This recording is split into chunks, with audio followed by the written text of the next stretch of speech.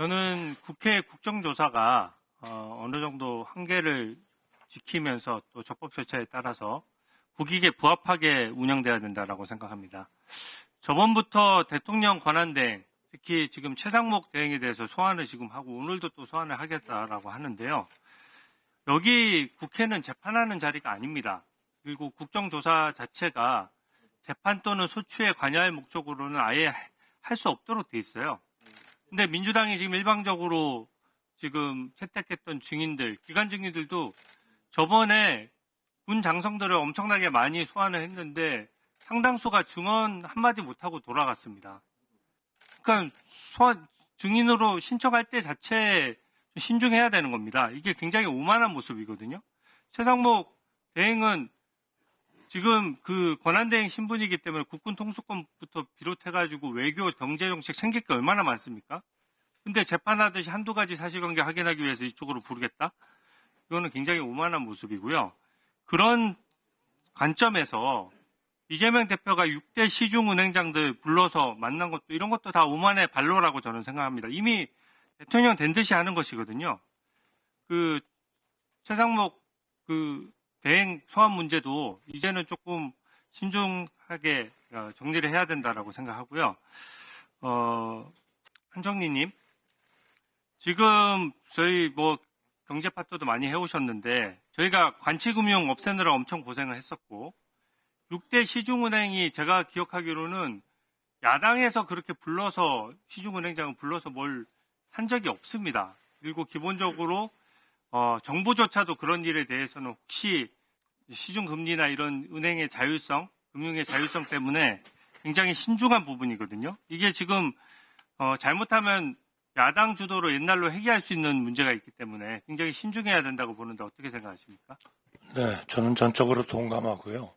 특히 금융 부분은 물론 우리 산업의 하나의 그 혈액으로서 대단히 중요한 분야이긴 하지만 그러나 동시에 자율성을 충분히 가져야 된다 이렇게 생각합니다. 그렇기 때문에 모든 나라가 금융에 대한 그런 자율권을 광범위하게 인정을 하고 있고 거기에 대한 감독을 하기 위한 특별한 그런 건전성 규제를 위한 조직을 가지고 있기 때문에 정말 일반적인 우리 그 정치 행위, 정치의 필요성 이런 것들을 금융에다가 넣기 시작하면 금융이 제대로 발전하고 필요할 때 그 우리 민간 기업에 대해서 혈액의 역할을 할 수가 없습니다. 그렇기 때문에 어느 나라 정부도 특히 정치권의 고위직이 그 금융기관을 직접 만나서 요청을 하는 것은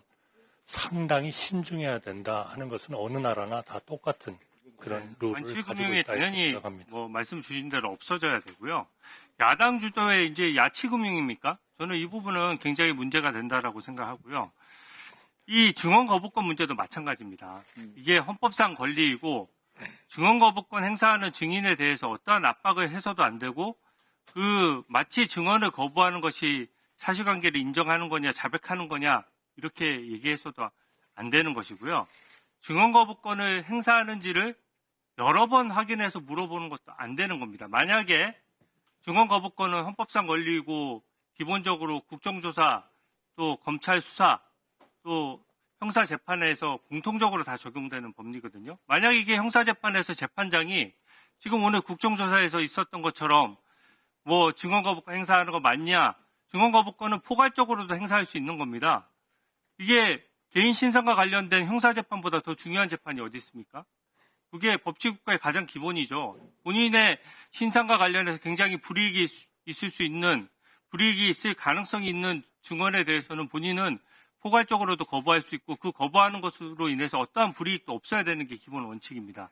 근데 여기서 지금 마치 증언 거부권 행사하는 사람에 대해서 계속 증언 거부권 행사하는 거 맞냐 여러 번 확인했다 그러면 형사재판장이 이렇게 했다 그러면 재판장 기피 사유가 될 겁니다. 이상민 장관님, 네. 아까 그 증언 거부권에 대해서 한 말씀 하시려고 하셨는데 마저 말씀 한번 해보시죠. 네.